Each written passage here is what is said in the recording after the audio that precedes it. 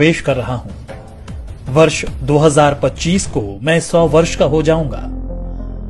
वर्ष 1925 में विजयादशमी के दिन नागपुर में डॉक्टर केशव राव बलिराम हेडगेवार जी ने मुझे संघ रूपी जिस बीज के रूप में रोपा था, तब किसी ने भी नहीं सोचा होगा कि मैं एक वट वृक्ष बन जाऊंगा। आज इस वट वृक्ष की कई शाखाएं राष्ट्र निर्माण कार्य में लगी हुई हैं। संघ के प्रथम सरसंघचालक हेडगेवार जी ने अपने घर पर 17 लोगों के साथ गोष्ठी में मेरे गठन की योजना बनाई थी।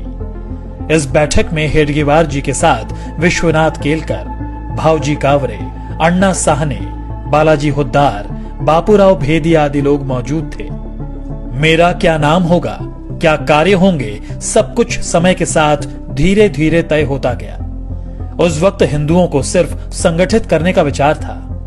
यहां तक कि संघ का नामकरण राष्ट्रीय स्वयं सेवक संघ भी 17 अप्रैल 1926 को तय हुआ। इसी दिन हेडगेवार जी को सर्वसम्मति से संघ प्रमुख चुना गया, लेकिन सरसंघचालक वे नवंबर 1929 में बनाए गए। मेरे नाम के अस्तित्व में आने से पहले 3 नामों पर विचार मंथन हुआ, जो थे राष्ट्रीय स्वयं सेवक संघ, जरीपटका मंडल और भारतोद्वारक मंडल, जिसके लिए बाकायदा वोटिंग भी हुई।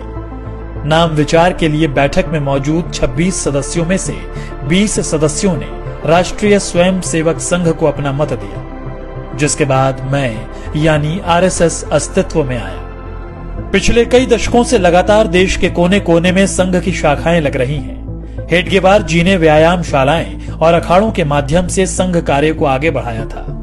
स्वस्थ और अनुशासित स्वयं सेवक होना उनकी कल्पना में था। 96 वर्ष के सफर में आज मेरे 80 से ज्यादा समविचारी और अनुषांगिक संगठन हैं। दुनिया के करीब 40 देशों में मैं सक्रिय हूं। पर मेरा यह सफर इतना भी आसान नहीं था। कई ऐसे मौके आए जब मुझ पर आरोप प्रत्यारोप भी लगे और यहां तक प्रतिबंध भी लगा दिया गया। इस दौरान स्वयं सेवकों के साथ दुर्व्यवहार भी हुआ, लेकिन हम स्पष्ट थे क्योंकि हमारा लक्ष्य स्पष्ट था। हम सम और विषम परिस्थितियों में एक समान बढ़ते रहे क्योंकि लक्ष्य बड़ा था। संघ के विरुद्ध दुष्प्रचार के बावजूद समाज का एक बहुत बड़ा वर्ग ऐसा भी था जो संघ के समर्पण को देख रहा था और समझ भी रहा था। यही कारण था कि जिस परिवार को संघ के स्वयं सेवकों की मदद किसी न किसी रूप में मिली, वह सदैव के लिए संघ का हो गया। मैं तो अपने कार्य पथ पर अपने स्थापना के साथ ही निरंतर चलता रहा। आजादी मिली, लेकिन विभाजन की विभीषिका के रूप में दर्द भी मिला। रास्ते कठिन थे, मगर मैं रुका नहीं। अपने राष्ट्र और सनातन सुरक्षा के लिए मैंने तब भी 3000 कैंप्स लगाए और अपने बंधु भगिनियों के साथ चला। वर्ष 1962 में जब चीन ने धोखे से देश पर हमला कर दिया, तब मेरे परिवार के स्वयं सेवकों ने बखूबी अपना राज्य धर्म निभाया और जान पर खेलकर सरहदी इलाकों में रसद पहुंचाने में सेना की मदद की। इससे प्रभावित होकर तत्कालीन प्रधानमंत्री नेहरू ने 1963 में गणतंत्र दिवस की परेड में संघ को आमंत्रित किया। स्वयं सेवकों ने उस गणतंत्र दिवस की परेड में पूर्ण गणवेश के साथ भाग लिया और अपनी सादगी सात्विकता से सबको अवगत कराया था।